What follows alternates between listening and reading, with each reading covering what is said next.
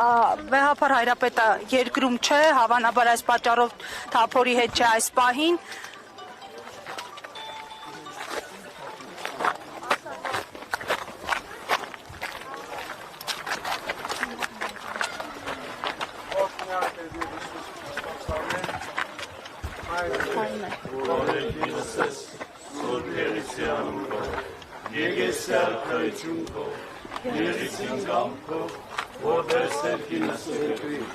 Ասաց մեր հանապատոր, դոր մեզ այսօր, և թող մեզ սպարտիս մեր, որպես մենք թողունք մերոս պարտապանած, և մի տանիրս մեզ իփորձություն,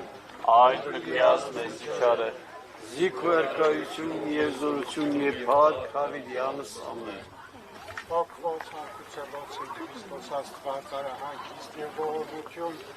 և մեզ մեղավորացը շնորհակալություն հացանաց։ Եվ ևս խաղաղությանը սերաղաչեսուկ, վաստանգությալ հոգվոս դաղաչեսուկ ըսպրկիչը մեր Քրիստոս, զիզնոսան դարդարսն դասեսը ևս մեզ կեցուսը շնորի ողորմության յուրո, ամենակալ դեր Աստված մեր կեցո և ողորմյա։ Տեր ողորմյա, Տեր ողորմյա, Տեր ողորմյա, Քրիստոս որդի Աստուծո, անոխակալ և բարեգութ,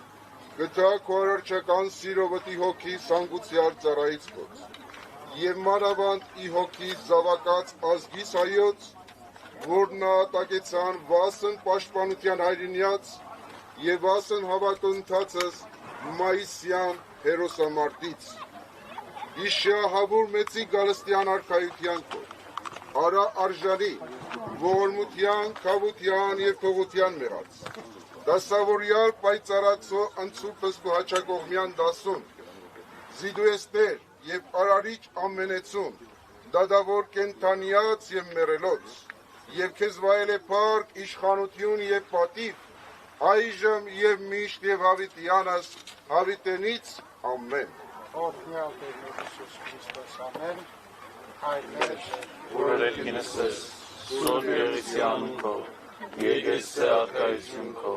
եղիսին կամ քո, որպես ելքինս և երկրի, ըսած մեր հանապազով, դուր մեզ այսօր, և թող մեզ սպարտիս մեր, որպես մենք թողունք մերոս պարտապանած, և մի տանիրս մեզ իփորձություն, այլ մկրիազ մեզ իչարը,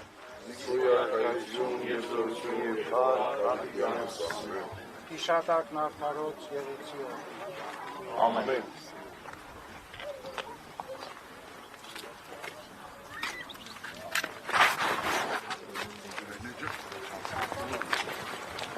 Աստված օգնական Սրբազան հայր ու Բաժանված Վեհափար Հայրապետը այս տարի չի մասնակցում։ Վեհափար Հայրապետը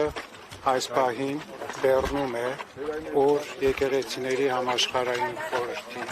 նախաձեռնությամբ միջազգային կոնֆերանս է հրավիրված Արցախի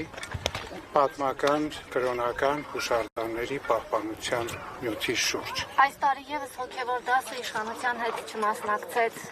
Մենք միայն այս տարի չէ։ Այս տարի ևս նախորդ տարի ևս հրավեր չէիք ստացել, թե չէիք ցանկացել մասնակցել։ Չէ, մենք հրավեր չենք սպասում։ Բայց չէիք ստացել։ Ոչ։ ավելի հիշում ենք նախորդ տարի կաթողիկոսի մուտքը մենք ոչնդոտել։ Դե անցյալ տարի էր դա, չգիտենք։